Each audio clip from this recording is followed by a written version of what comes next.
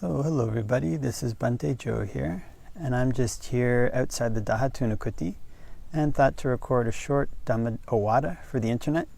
So I thought that could start with a little meditation, so can lean forward a bit and arch the spine and look about 3 feet in front and close our eyes. And can spread thoughts of goodwill to our right hand side, wishing may all beings to my right be happy and at ease. May they put in place the causes necessary to be happy and at ease. And we can make the mind infinite, can make it unbounded, all the way to the ends of the universe and beyond, in every dimension. May all beings to my right be happy and at ease.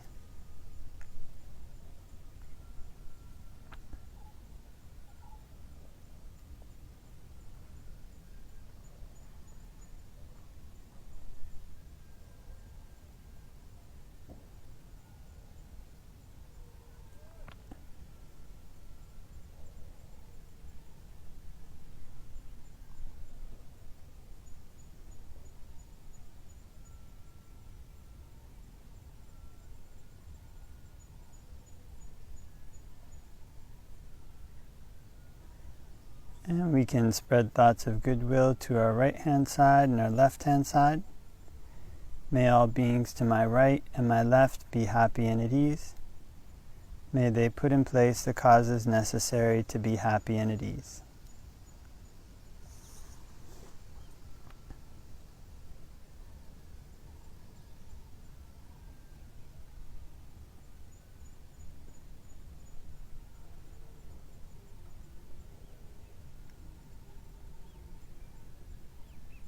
And we can spread thoughts of goodwill to our right hand side, our left hand side, and in front.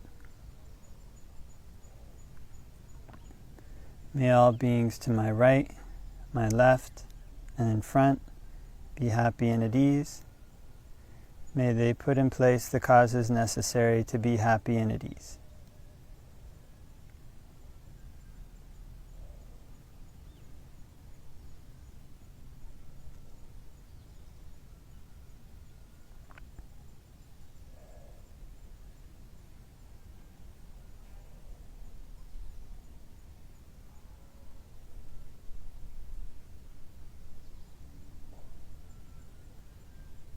And we can spread thoughts of goodwill to our right hand side, our left hand side, in front, behind, all around in all 4 directions. May all beings all around in all 4 directions be happy and at ease. May they put in place the causes necessary to be happy and at ease.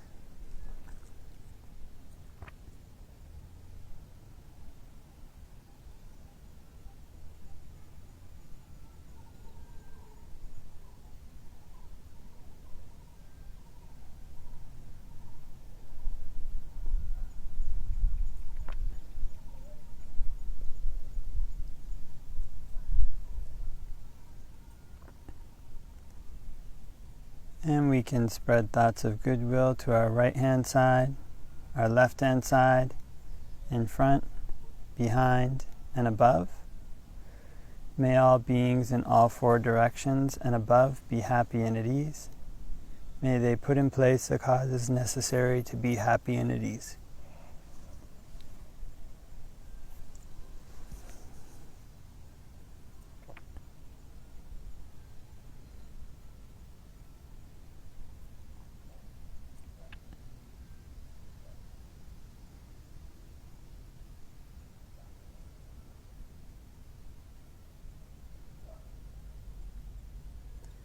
And we can spread thoughts of goodwill to our right hand side, our left hand side, in front, behind, above, below, all around in every direction everywhere. May all beings all around in every direction everywhere be happy and at ease. May they put in place the causes necessary to be happy and at ease. And we can make the mind infinite, can make it unbounded, all the way to the ends of the universe and beyond, in every dimension.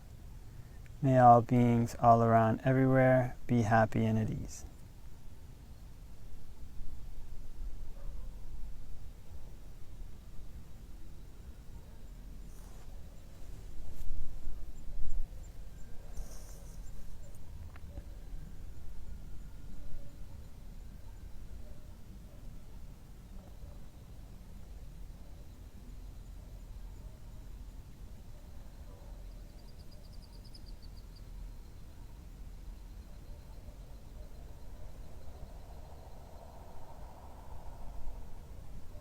And can open our eyes and do a short Hawada for the internet.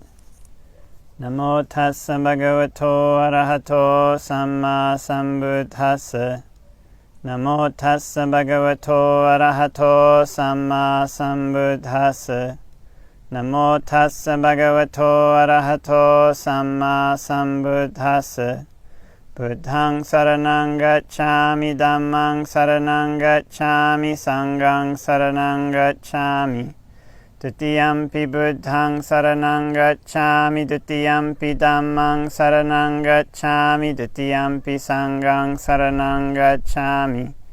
Tatiyampi Buddhaṃ saranang gacchāmi, Tatiyampi Dhammaṃ saranang gacchāmi, Tatiyampi Sanghaṃ saranang gacchāmi. So hope that everybody is having a great day wherever it might be. And I had the opportunity over this past week to go to the ordination of a young monk who was just here, or who's been staying here. He came as a layman and ordained as a samanera, and then recently ordained as a bhikkhu. And the ordination was held in the Galdua tradition, which is one of the strictest in Sri Lanka. And so it's very neat, kind of go there, and there was close to 100, I think, novices who are ordained as monks, and they all go through this procedure where they reordain as samaneras one day, and then they go to this water sima, on this kind of floating sima, it's like a boat with all the necessary things to ordain monks there, the necessary space, and there's a shrine and these kind of things. And so it was a wonderful opportunity, and it's always very inspiring to see people ordain. I remember being in Canada, and I think I've only seen, other than my ordination, I've only been at 2 other bhikkhu ordinations. And there's this point where they call the monk into the assembly of monks, and then they chant this motion 3 times that they're basically accepting him as a monk. And he's sitting within what they call hatapasa, which is you have to sit within about, technically, at least according to some measurements, 1.25 meters, but usually people do as far as like a forearm's reach. And so whenever the community of monks conducts a legal procedure, other monks have to be within that reach. And so this new candidate comes within that reach, and they chant this motion 3 times, which basically changes him from a layman to a bhikkhu. And in the suttas it said that whenever this happens, the devas send up this kind of cry that another disciple of the Blessed One, I can't remember the wording exactly, but I think has gone forth to do battle with Mara. Another disciple has gone forth to battle Mara. And so this is seen as something very auspicious and something very rare. And so part of the reason for this is basically it's based on Buddhist cosmology, which can differ in some ways overlaps with Western cosmology, with the cosmology of science. In Buddhist cosmology, there's these kind of very vast time scales, and kind of Western cosmology is sometimes linear with like a start point and an end point. But Buddhist cosmology is cyclical, and some of these cycles are measured in what they call kappas, which basically means the amount of time it takes a universe to grow and expand, to remain stable, and then to shrink and contract and get destroyed. And so each one of these phases is called, in the evolution of a universe, is called an incalculable amount of time. It's kind of an incalculable amount of time that the universe is expanding. It's an incalculable amount of time that it remains stable. It's an incalculable amount of time that it shrinks. And it's an incalculable amount of time that there's no universe at all, it's just destroyed. So this overlaps with modern technology, or modern cosmology, in that I think modern science also has this kind of theory of a Big Bang, where things start small and the universe expands. And then last I checked, it wasn't too sure if there was going to be a big crunch where the universe shrunk again, or if it was just going to keep expanding until it got too diffused. I'm not too sure what the latest theories are. But the main thing is that in Buddhist cosmology, there's these vast scales of time. And in these vast scales of time where there's eons, where universes expand and contract and get destroyed, there's actually some times when an entire universe gets created, exists, and then gets destroyed, where there's no Buddhas arising, where there's nobody teaching a path to the complete ending of suffering. Now, one of the interesting things is that in Buddhist cosmology, there's actually times when the world or beings, I don't know if they'd be human beings, but they're extremely successful materially. So they, by whatever means they manipulate external conditions, they become very successful at it. And their lifespans become immensely long, kind of, 20,000 years or 40,000 years, is very long lifespans. And there's times when the Buddha says that there's actually only, I think, 3 or 4 diseases, kind of the need to urinate, the need to defecate, and I guess hunger and thirst when the body's telling one that it's time to eat or drink. Other than that, people have so manipulated the external world, is the impression that one gets, that there's basically no other impingements on one's sense faculties.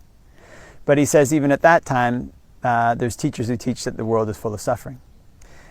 But in any event, the main thing is that this kind of thing, this kind of immense material prosperity, this immense material success, isn't seen as something all that rare in comparison to the chance to ordain, in comparison to the chance to go forth. There's times when apparently there are these kind of very special, spectacular people who arise with amazing talents, and they basically unite the entire world without force. And they govern the world in such a way that it's basically a wonderful place to live. But this is not seen as something all that rare compared to the arising of the Buddhas, or seen as something all that immense or auspicious compared to the arising of the Buddha's teachings. One of the reasons for this, probably the main reason at least, is that however successful the external world becomes, it all gets filtered through a person's mind. So even if there's just these 4 external diseases, if a person's mind internally is a bad place to be, then it won't make so much of a difference.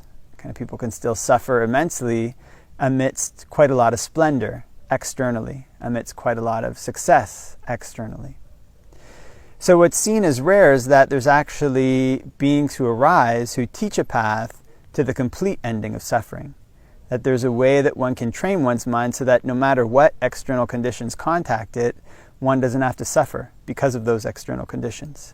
And this is what's seen as rare in the Buddhist teachings. So there's a simile he gives where, I think I've said it in a couple other talks or awadas for the internet, where the Buddha compares the rarity of being born as a human to having the entire world made out of water, and there's a blind sea turtle swimming in this entire world, and once every 100 years it pokes its head up to the top of the sea to get some air. And at the same time, there's a kind of board with a hole in it floating on the surface of the water. And the chances of being born as a human are the same as the chances of the turtle poking its head through this yoke. It's just the vastness of the number of different places, number of different ways that a person can be born over these immense time scales, and kind of over these immense, not just time scales, but locations in the universe, I guess, too. There's kind of huge numbers of locations. So one of the things is that because the Buddhas arise, because these kind of opportunities arise, that's also seen as being equally as rare as having this kind of being born as a human. So just being born as a human is as rare as having a kind of turtle poke its head through this board in a world made of water.